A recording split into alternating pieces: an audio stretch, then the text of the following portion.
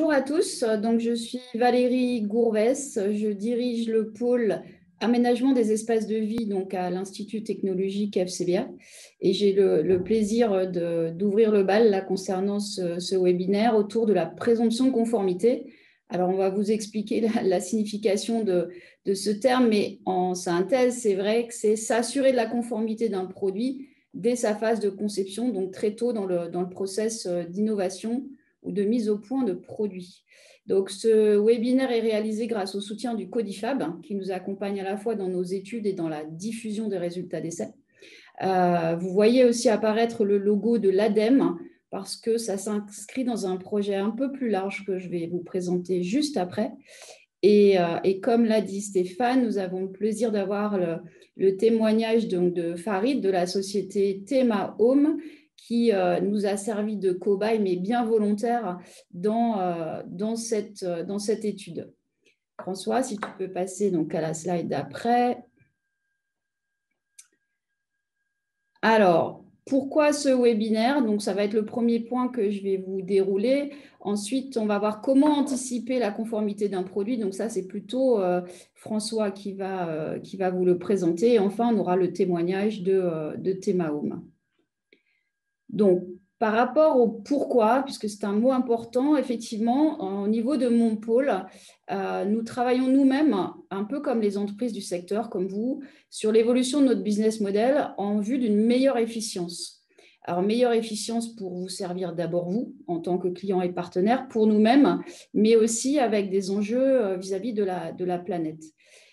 Donc, cette orientation qui est d'aller vers l'économie de la fonctionnalité et de la coopération, et c'est ce projet qui est soutenu par l'ADEME, c'est ce qui nous a amené à nous poser la question de savoir quand nous étions nous-mêmes efficients dans nos process.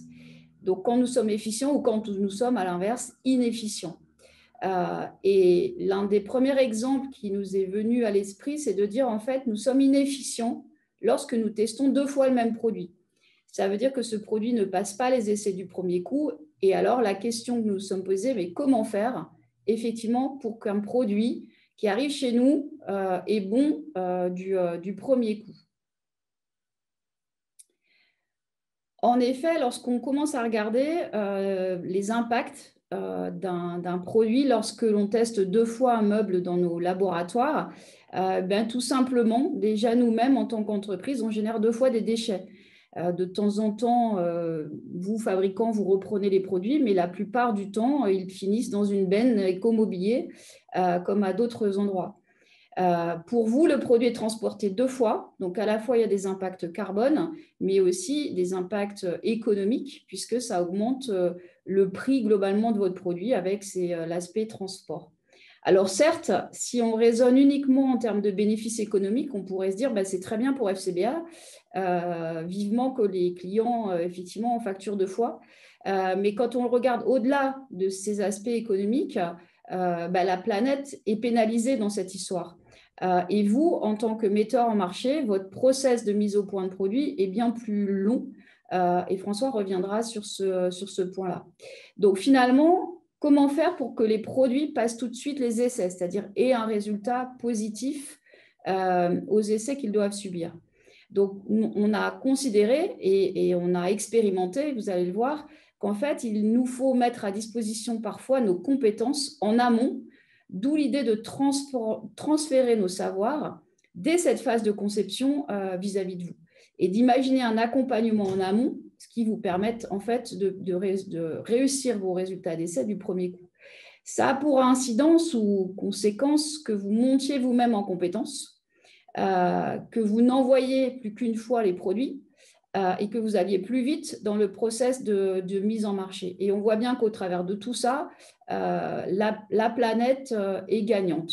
Donc, c'est un véritable enjeu pour nous, pour vous, mais aussi pour la planète qui est la nôtre. François, c'est à toi. Merci Valérie. Donc déjà, bonjour à tous. Donc, je me présente, François Vilquin. Je suis chargé d'essai au sein du laboratoire mécanique du pôle aménagement des espaces de vie du FCBA. Et donc, par la suite, je vais vous présenter les différents aspects sur comment améliorer donc ce qu'a introduit Valérie sur les aspects d'efficience, mais appliqué au développement de produits, au regard du cadre réglementaire et normatif qui s'y applique pour la mise en marché de ces produits et sous-entendu la mise en marché avec le maximum de confiance. Et donc, pour commencer, quelques constats. Et, le premier des constats que peut-être vous avez fait vous-même, c'est que le contexte réglementaire est à la fois dense et évolutif et qu'il est de ce fait souvent méconnu ou en tout cas connu de façon partielle. Et on verra par la suite, via quelques exemples, que cette méconnaissance peut entraîner, lorsqu'on ne prend pas ces enjeux-là dès la phase de conception, des mauvaises surprises et de fait des procédés de conception qui sont pas efficaces. La deuxième chose, c'est que on fait souvent appel à nous pour faire des rapports de tests sur des produits qui vont attester, qu'on appelle des fonds de preuve sur la conformité d'un type de produit. Et ce qu'on constate, c'est qu'en moyenne, les taux de non-conformité liés à des exigences sécuritaires sont autour de 10%, voire un petit peu plus. Mais surtout que ces taux sont très variables en fonction de la typologie de produit et que pour certains produits, on est plus proche des 20%. Et qu'à cela, on peut ajouter également que là, ça concerne surtout les aspects sécuritaires, mais d'un point de vue performance à l'usage ou confort pour lesquels il existe aussi des normes, on est pareil plus proche des 20% de non-conformité vis-à-vis de ces exigences-là. Également, les essais qui nous sont demandés souvent arrivent en fin de processus de développement, lorsqu'on a finalisé les choix techniques et qu'on commence à avoir des prototypes physiques. Et donc, il y a une espèce d'attente un petit peu vis-à-vis de ces résultats d'essais, un peu en croisant les doigts, sans avoir pleine confiance des choix qui ont été faits et souvent en fin de processus.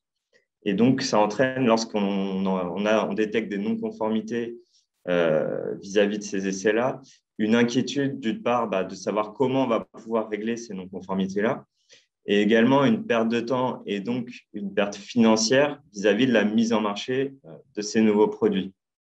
Et on voit aussi que ça va engendrer de nombreux allers-retours parce qu'on va avoir des reconceptions, des redimensionnements, des choix techniques qui vont être faits, qui vont engendrer des échanges entre les designers, les fabricants et les distributeurs et nous-mêmes et qui vont du coup induire des pertes de temps et donc des pertes évidemment d'argent.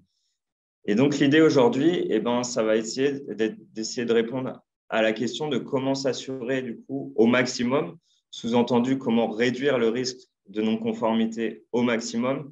Bien sûr, on ne va pas vous dire qu'on peut présager à 100% de ces non-conformités, mais c'est l'idée de mettre le maximum de chances de son côté, donner confiance dans ses choix quant à la capacité qu'ont les produits en cours de développement à répondre aux exigences réglementaires.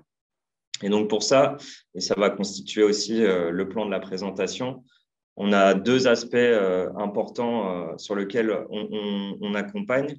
Le premier, c'est la connaissance du cadre réglementaire et normatif. Ça peut paraître un petit peu trivial, mais on se rend compte que pour nous, c'est vraiment essentiel de prendre ces enjeux-là en compte à la fois en termes de connaissance pure du cadre qui s'applique au produit, mais également de la compréhension de ce cadre et comment on fait pour intégrer ces enjeux-là dès la phase de développement. Donc ça, on va le voir tout de suite après.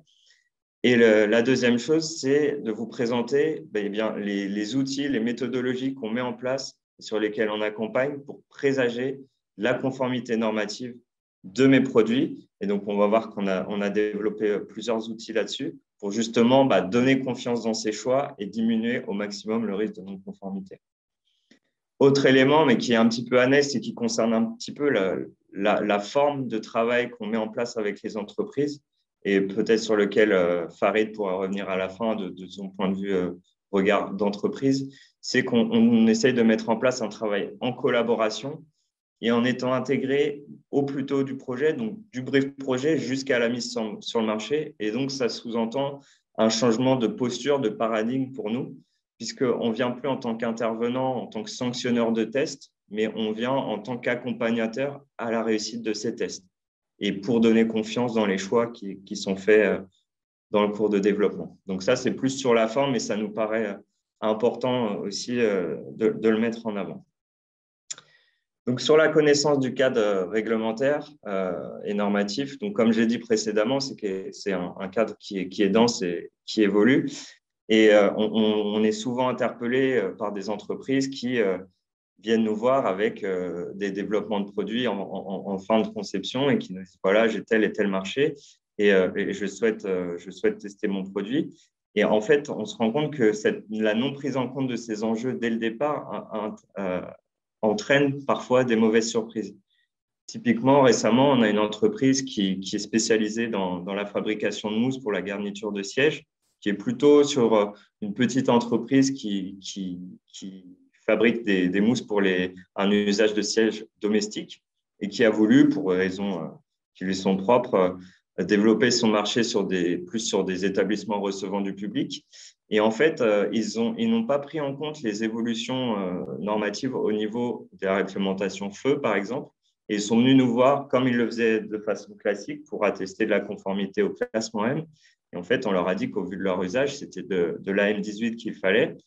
Sauf que comme ils étaient plutôt en confiance sur ces sujets-là, ils avaient déjà plus de 70 000 euros de produits développés et ils ont dû faire un retour en arrière sur l'ensemble de ces produits, faire des modifications pour répondre à ces exigences, chose qu'on aurait pu tout à fait appréhender si on avait été déjà intégré en phase de conception de ces produits-là. Autre exemple, un exemple tout récent qui date d'hier matin, on fait des essais plus d'un point de vue normatif sur les essais de sécurité des meubles de rangement à usage domestique. Et donc, on teste une armoire de toilette typiquement suspendue au mur qui ne possédait ni sur ses platines de système anti-basculement, ni de croche murale d'équerre pour empêcher le retournement.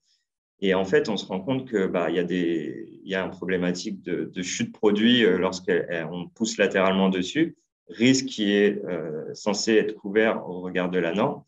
Et donc ça, pour des acteurs qui sont bien implantés, mais sur lesquels il y a une non prise en compte de ces enjeux, soit parce qu'il y a une évolution de la norme, soit parce qu'il y a un trou dans la raquette à ce niveau-là. Et de fait, ça va engendrer soit des rappels produits, soit des modifications qui vont retarder la mise sur le marché. Alors que si on prend ces enjeux-là en compte, dès le départ, on va pouvoir intervenir de façon efficace pour déjà mettre des points de vigilance sur ces enjeux-là.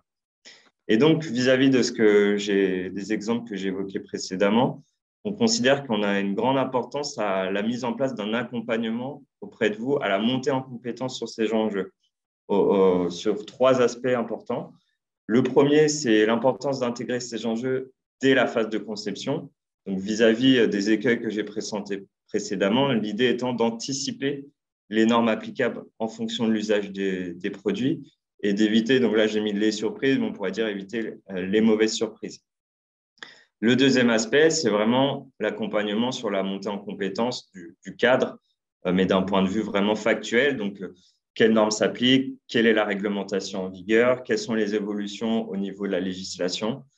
Ça va permettre de faciliter les échanges entre les différents acteurs du marché, mais on va aussi pouvoir s'adosser à ce cadre-là, s'adosser aux normes pour donner confiance dans les choix. Donc, vraiment l'importance de connaître ce cadre pour justifier des choix techniques.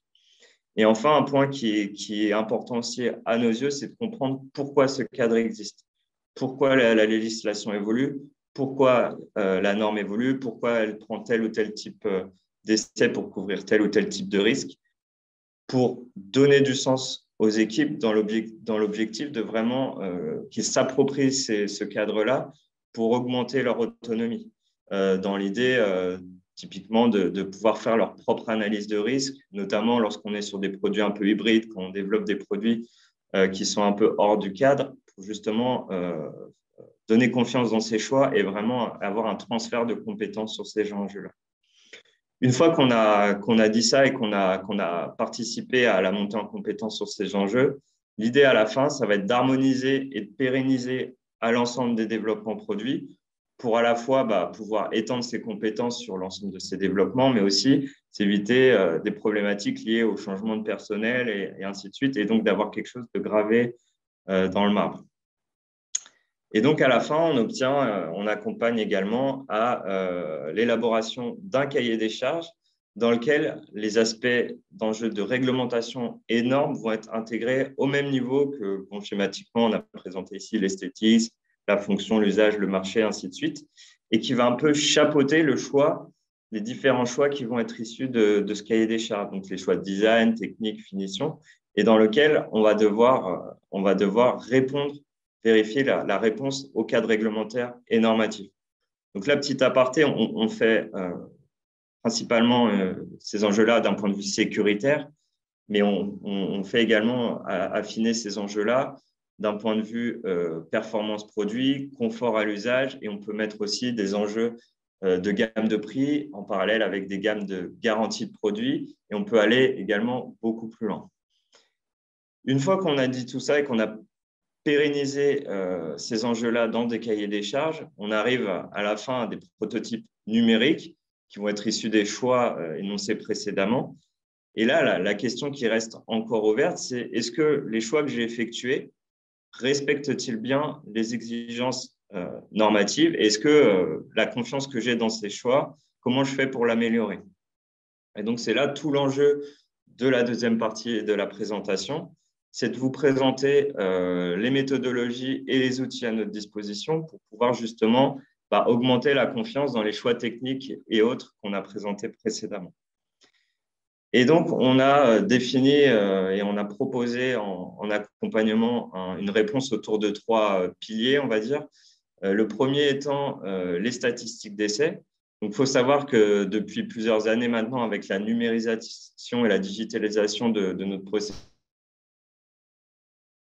de test, on a environ plus de 10 000 résultats de tests par an qui vont implémenter une base de données brute qui vont, d'un point de vue macro, déjà donner des orientations sur les points de vigilance qu'on va pouvoir avoir en fonction d'un type de produit, d'un type d'essai, d'un type de marché, quelles sont les non-conformités qui apparaissent le plus, ainsi de suite, ce qui va vraiment orienter des points de vigilance. On peut imaginer aussi des études plus fines sur une non-conformité en fonction d'un type de matériau, en fonction d'une technologie d'assemblage et autres, et sur lequel on peut donner des points très intéressants quand c'est utilisé dès la phase de conception. Deuxième pilier, c'est la simulation numérique. Donc, simulation numérique qui est un outil utilisé depuis des années maintenant dans des domaines de l'industrie. Et l'idée ici, c'est vraiment de s'approprier ces outils-là en application, pour le service de l'ameublement. C'est-à-dire qu'en termes d'ameublement, on va avoir des enjeux plus liés à la réponse à des temps de calcul qui soient très courts, des outils qui soient adaptés à des typologies de produits type bois, panneaux de particules qui présentent des comportements particuliers. Et donc, c'est s'approprier ces outils de simulation pour la réponse aux essais normatifs.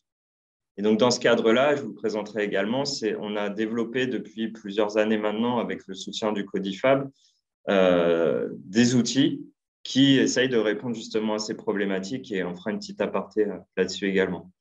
Et enfin, le dernier des points mis en place, c'est l'expertise technique, puisqu'il faut savoir que donc, au sein du pôle et au sein des laboratoires, on a des profils très variés qui voient des centaines de typologies de produits différents par an, des gens qui participent également aux commissions de normalisation depuis un certain nombre d'années. Et on pense que la mise en œuvre et la mise en avant de cette expertise et de cette expérience peut apporter un regard riche lorsqu'il est apporté sur des produits dès la phase de conception, pour également mettre des points de vigilance, apporter une sensibilisation aux normes et ainsi de suite, qui peut être vraiment très utile. Et si elle est bien utilisée, s'éviter pas mal d'écueils. Donc, par la suite, l'idée, c'est de vous présenter quelques exemples relativement simples pour illustrer un peu chacun des piliers qui ont été présentés là, à commencer donc par les statistiques d'essai.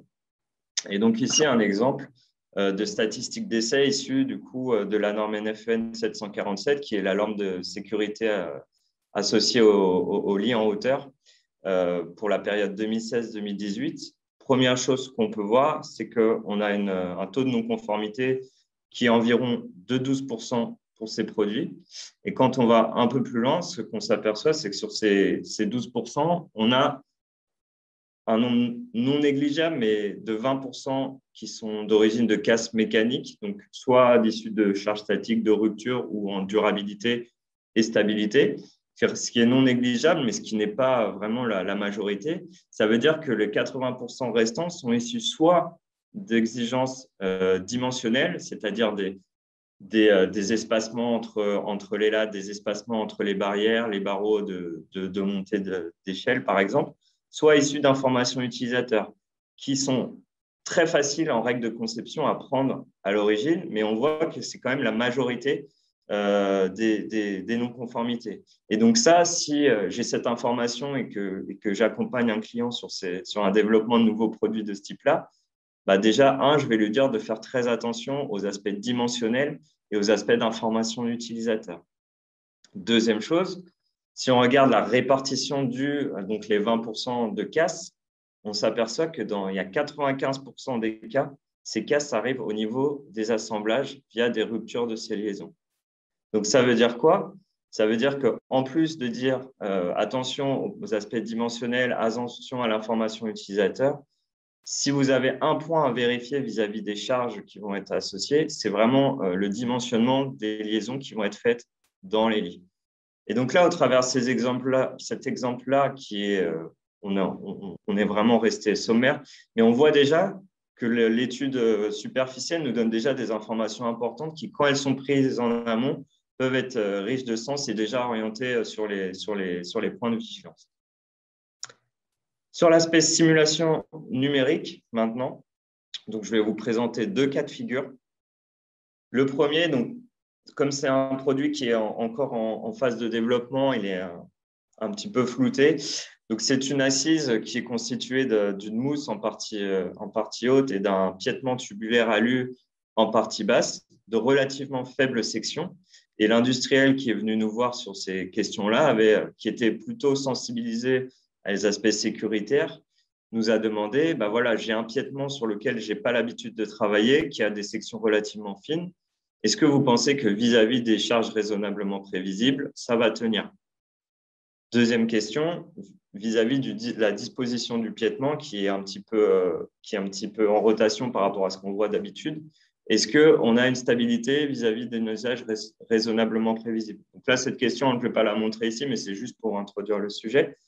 Et donc, sur l'aspect résistance, ce qu'on a fait, c'est qu'on s'est basé sur la norme de sécurité domestique à l'usage des sièges, dans lequel on a appliqué les charges raisonnablement prévisibles dans la norme.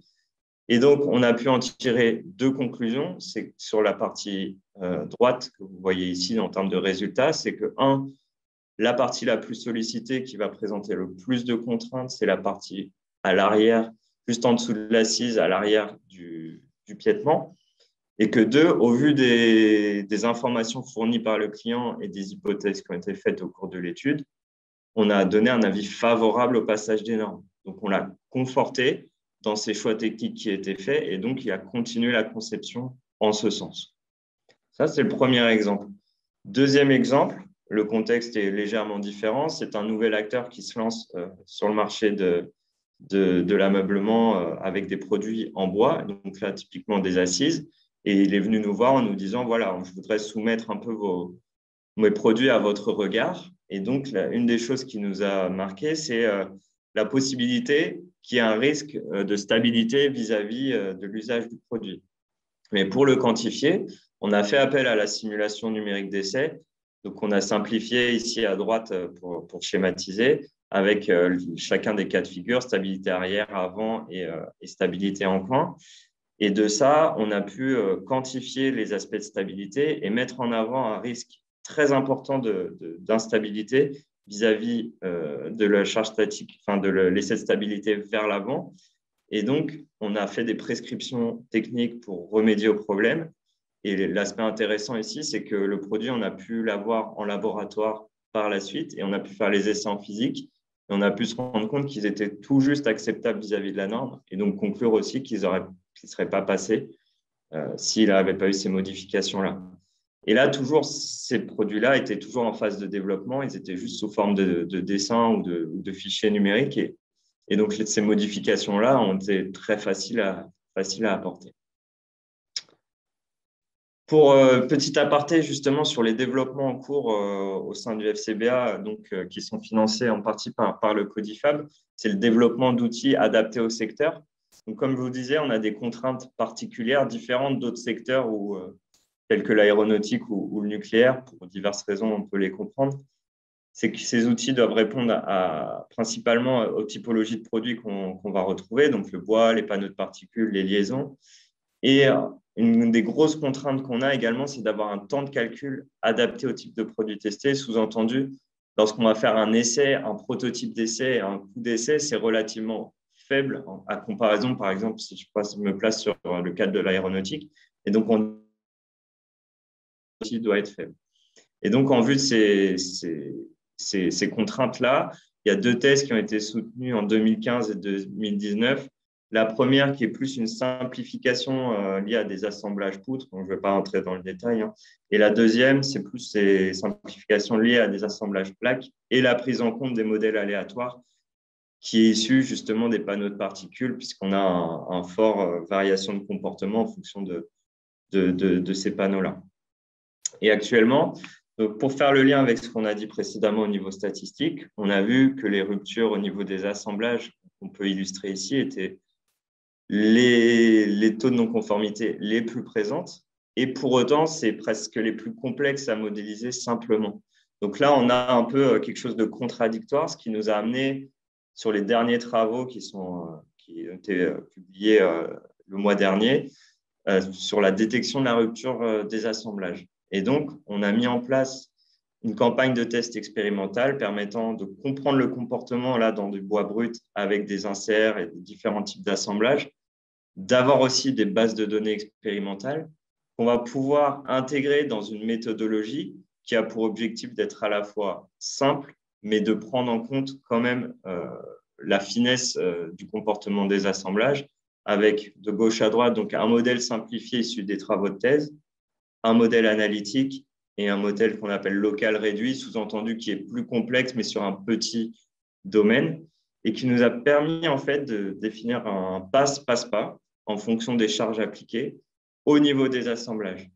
Et donc là, on est en phase de validation et la méthodologie nous a permis de valider en laboratoire et en simulation les tests sur 6 cas types de lits. Et donc, ça veut dire qu'on est capable, sur certaines hypothèses, de détecter un risque de casse au niveau des liaisons. Et si on fait le lien avec ce qu'on a dit au niveau statistique, bah, si on est capable de faire ça sur les lits, on est capable de détecter 95% du risque de rupture sur cette typologie de produits. Donc, bien sûr, après, l'idée, c'est d'étendre ça à l'ensemble des produits qu'on va retrouver dans l'ameublement. Dernier pilier, qui est l'expertise technique. Donc ici, je vais vous présenter, pareil, sur un cas relativement standard, d'un dressing de rangement à usage domestique qu'on peut retrouver classiquement et qui nous a été demandé d'apporter un regard éthique sur les choix qui ont été faits à un instant T. Et donc, l'idée, c'est de présenter quelques éléments qui ont été évoqués, notamment sur la partie que l'on retrouve souvent, les exigences générales de sécurité, donc tout ce qui est risque de coupure, risque de coincement, de bavure et ainsi de suite. Notamment la mise en avant de ce risque sur les parties qui vont rentrer souvent en contact avec l'utilisateur, donc typiquement les tiroirs, les trinques de penderie et les étagères, et notamment de faire attention aux points vifs et au collage de champ, à avoir des bavures qui soient bien finies sur ces parties-là. Donc ça, préambule relativement standard. Deuxième chose, c'est qu'en aspect assez simple à mettre en avant, c'est que seuls les éléments de la partie haute du meuble sont soumis aux essais de la norme. Ça veut dire quoi? Typiquement, si vous êtes contraint financièrement pour des choix techniques, peut-être que ces choix ces coupes vaudra mieux les faire sur les parties basses, puisque la norme considère qu'elles ne sont de fait pas dangereuses vis-à-vis des essais de la norme. Donc, ça oriente déjà, si jamais il y a besoin de faire des choix, peut-être qu'il faut les orienter ainsi. Le poids total supporté, alors c'est quelque chose qu'on nous demande souvent, que ce soit pour du rangement, que ce soit pour des assises, quel poids je dois supporter. Eh ben, on se place dans le cadre de la norme et on dit que l'usage raisonnablement prévisible admis, pour ce cas-là, c'est 156 kg et ça donne des éléments tangibles à mettre en avant, enfin au regard des choix techniques qui ont été faits, de savoir est-ce que vis-à-vis de ce que l'on a conçu, 156 kg, c'est bien raisonnable vis-à-vis de nos choix. encore un élément, les taquets utilisés, ce sont les taquets qu'on voit ici et qui couvrent de fait par conception le risque d'extraction des étagères qui sont inhérents, qui sont demandés à être couverts dans la norme. Donc, on valide ce choix dans la pertinence du choix technique de ces éléments-là. Et on pourrait dire que peut-être pour les parties inférieures, c'est peut-être pas nécessaire de les utiliser et utiliser peut-être des taquets qui seraient plus simples et du coup, sur des gros volumes, avoir quelques économies à faire. Dernier élément, donc ça peut paraître en opposition avec ce que j'ai dit précédemment, mais en fait, c'est complémentaire. Les tiroirs, malgré le fait qu'ils ne sont pas soumis aux essais de la norme, ils devront quand même rester logés à l'application d'un effort de 200 newtons vers l'extérieur, ou à défaut, ça devra être spécifié dans la notice. Ça veut dire que si, en tant que metteur sur le marché, je ne veux pas que cette information apparaisse, je vais devoir prendre en compte cette notion-là et devoir faire des choix techniques qui vont répondre à cette notion et ajouter une butée qui, à minima, devra supporter les 200 newtons vers l'extérieur. Donc, tout ça un peu pour illustrer que très facilement, on est capable, lorsque c'est tôt dans le processus de conception, d'avoir là, évidemment, c'est schématique et il y a eu plein d'autres choses qui ont été échangées, mais qu'on peut avoir des informations relativement importantes sans pour autant donner d'aspect quantitatif et qui déjà oriente vis-à-vis des choix techniques qui ont été faits jusqu'à là. Deuxième exemple, et là, c'est plus un point de vigilance lié à l'analyse de risque. Ici, c'est un fabricant de chaises en bois qui a utilisé un système de crantage pour augmenter la taille d'assise ou jouer sur la hauteur d'assise. Et donc, nous, il nous a présenté pareil, on l'a accompagné sur le développement de ce produit-là. Et la chose qui nous a sauté aux yeux, c'est la similitude avec ce qu'on appelle les chiliennes, donc les transats extérieurs avec une partie souple. Qui font partie des peu de produits qui sont soumis à décret et qui doivent forcément passer par une norme d'essai pour être mis sur le marché. Et en fait, le risque ici, c'est le risque de décrantage intempestif qui n'est pas volontaire et qui pourrait induire des risques de coincement de doigts liés à la cisaille qu'on peut voir ici du produit et que lorsque je suis dessus, si quelqu'un passe et bouche le produit, on a un risque de coincement. Et donc, la norme dit qu'il n'y a pas de test à faire puisque là, on est sur une chilienne de ce type-là. On n'est pas sur une chilienne plutôt. Mais on a quand même conseillé aux fabricants de faire une modification parce qu'il était toujours en phase de conception. La modification, qui est une modification relativement simple à mettre en œuvre, de crantage qui permet de s'éviter le risque de décrantage non volontaire. Et donc, juste par le fait d'avoir averti sur ces aspects-là assez tôt dans le process, on a des coûts qui sont minimes vis-à-vis de la prise en compte de ce risque-là. Voilà pour l'aspect un peu plus analyse de risque pour illustrer un peu le propos.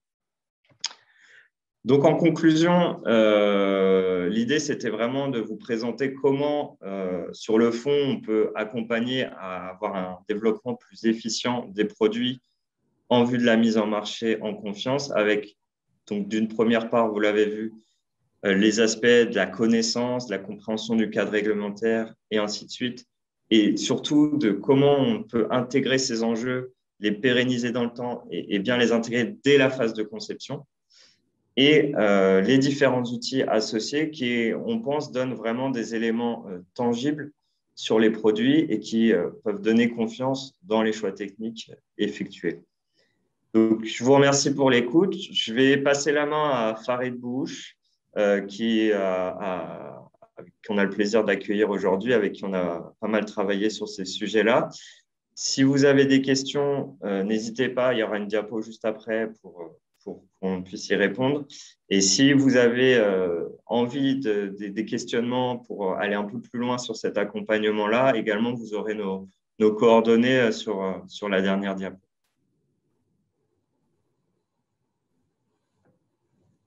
Bonjour à tous, mon nom est Farid Bouhouch, je suis directeur qualité du groupe Temaum.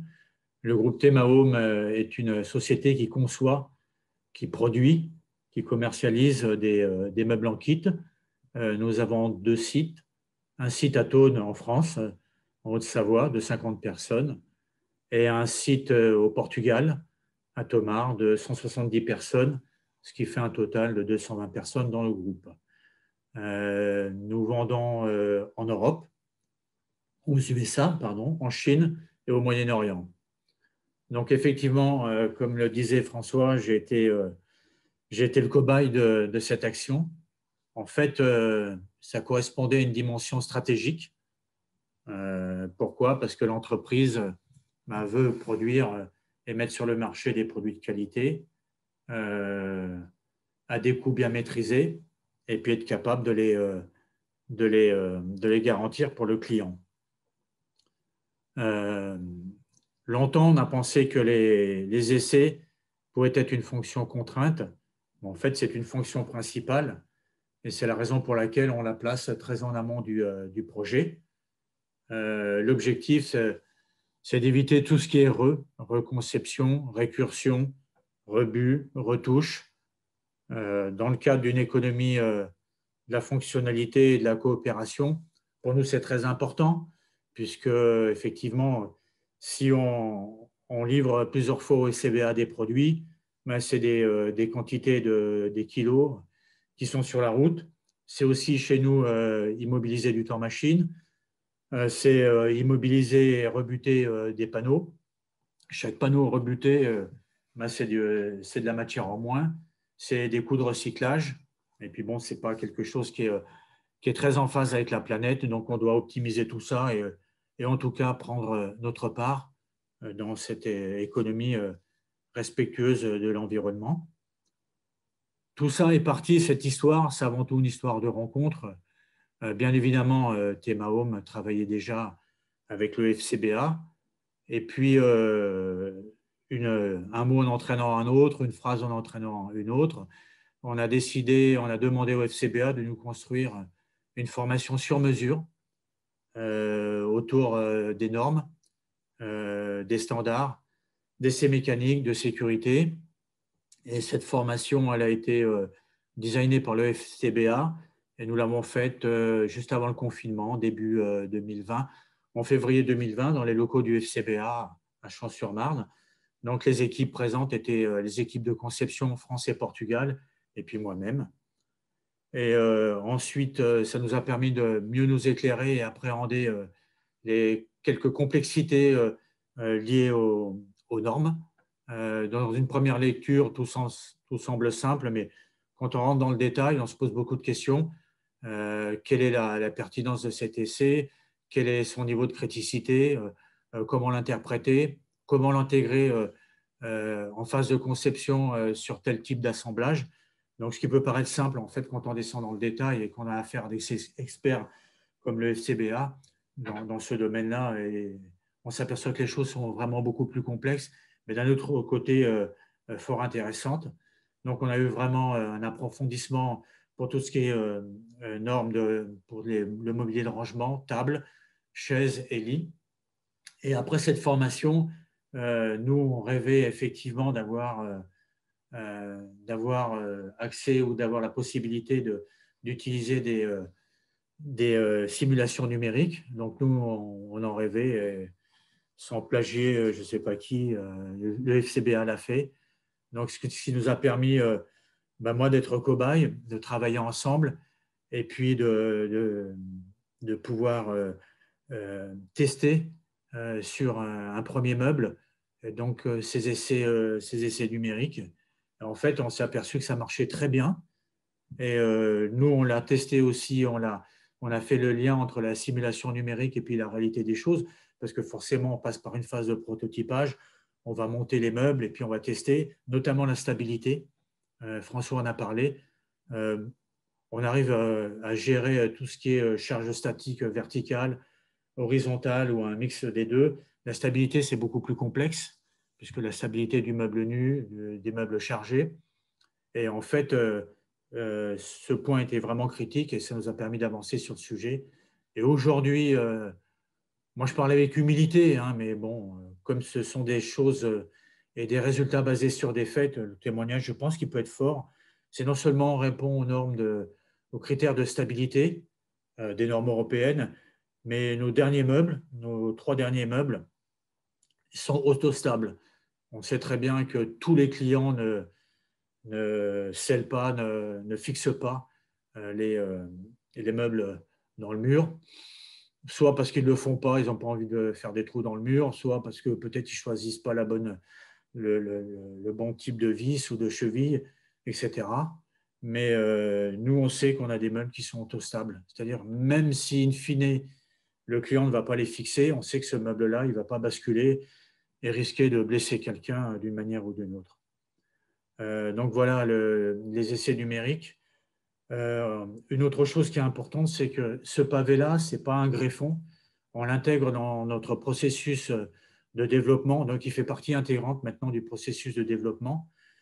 Pourquoi? On n'a pas, ça fait partie de compétences, hein. Elles sont externes, mais elles nous nourrissent, donc elles nous font aussi monter en compétences internes. Et donc, on les a intégrées dans le processus de développement plusieurs fois par an. On a des audits seconde partie ou tierce partie, donc qui sont mandatés par nos clients principaux et qui décident si demain on va pouvoir vendre ou non, continuer à vendre ou non ces produits-là. Donc, ce n'est pas simplement des audits techniques et qualité, c'est derrière un aspect business. Et le fait d'avoir intégré, et déjà l'année dernière pour la partie cobaye, on va dire, d'avoir intégré dans le processus de développement ces essais numériques, c'est très bien perçu parce que c'est une réalité que l'auditeur peut appréhender, qui est physique, on la touche du doigt, on voit ce que c'est qu'un polygone de sustentation, on voit ce que c'est que la position d'un centre de gravité, on voit ce que c'est que le mécanisme de basculement sous une charge statique verticale et horizontale. Ça intéresse le client et puis surtout, ça l'assure et ça le rassure. Ça nous assure, nous, et ça le rassure, sachant que ce n'est pas un scoop de le dire, mais les exigences clients sont de plus en plus sévères. Et encore une fois, on ne parle que des exigences européennes.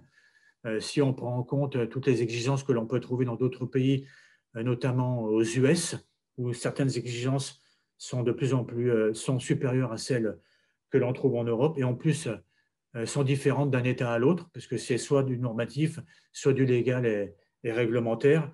Et il faut jongler avec tout ça. Ça nous permet vraiment d'avoir une meilleure se reposer, on va dire, être plus serein dans la conduite du développement et ne pas s'apercevoir à la fin que quelque chose ne va pas. Une autre chose qui est intéressante, c'est que moi, je ne viens pas du milieu du meuble directement. J'ai passé presque 25 ans dans le milieu automobile et je puis assurer que tous les standards que je vois sont, et dans la forme et dans le fond, très proches, voire quasiment identiques, voire identiques à ce qu'on peut trouver dans le milieu automobile, qui a prouvé son exigence. Ça, c'est un point supplémentaire. Puis je dirais qu'on ne va pas s'arrêter là. Il y a plein de projets que l'on est en train de documenter, de mettre en place avec le FCBA. Par exemple, on voudrait que le FCBA soit aussi intégré au niveau du brief, au niveau des analyses de risques et opportunités, donc c'est très en amont, ce qui précède le go-no-go, c'est-à-dire va-t-on dans ce projet ou pas. Au niveau également de la phase aval, c'est-à-dire les retours d'expérience, on sait que pour boucler un projet de développement, l'avant-dernière phase, c'est le retour d'expérience, le REX, et on serait très heureux et on est en train de bâtir quelque chose pour intégrer le FCBA qui était présent en amont, qui soit présent en aval avec un œil critique, avec un œil différent, et nous faire progresser et prendre en compte des actions d'amélioration pour les réintégrer dans les projets futurs. Un autre point, c'est les normes, j'en ai parlé, des normes internationales, avec tout ce qui est veille technologique, de pouvoir intégrer des exigences que l'on peut retrouver dans les pays du Moyen-Orient. Je sais qu'il y en a, en Chine, aux US, je viens d'en parler, et de faire ce travail en commun. Et moi, j'accepterais volontiers d'être cobayisé une deuxième fois.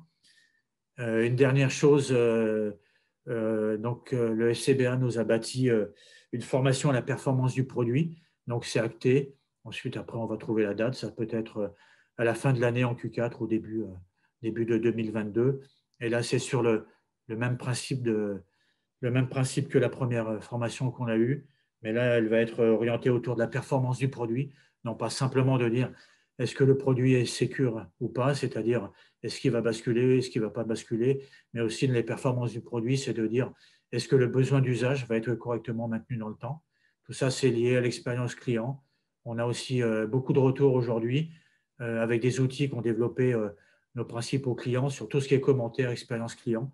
On a en temps quasi réel l'ensemble des commentaires qui sont laissés sur les sites marketplace ou les sites marchands dans tous les pays du monde pour un même distributeur. Et donc tout ça, ça nous enrichit sur la perception de la performance du produit et non pas simplement est-ce qu'il tient 50 kg, 100 kg, est-ce qu'il bascule ou pas, on va beaucoup plus loin. Nous, on serait vraiment très, très heureux d'échanger tout ça, ces bases de données avec le FCBA.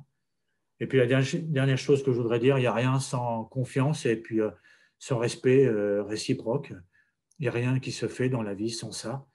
Et moi, humblement, je trouve que si on a avancé là-dessus, c'est parce qu'on a eu une forte écoute et on a trouvé vraiment des personnes, hommes et femmes, compétents et qui ont développé une grosse écoute envers nos problématiques du quotidien, qui ne sont pas toujours faciles à formaliser, parce que comme tout industriel, on a aussi la pression des coûts, des délais, des compétiteurs aussi plutôt agressifs, et d'avoir ce moment de, on va dire, comment dirais-je, de détente et surtout de purification intellectuelle, ça nous fait beaucoup du bien pour nos développements futurs. Voilà. J'espère que l'aventure va continuer et il n'y a pas de raison que cela ne fait point. En tout cas, merci à tous pour votre écoute. Merci beaucoup, Farid.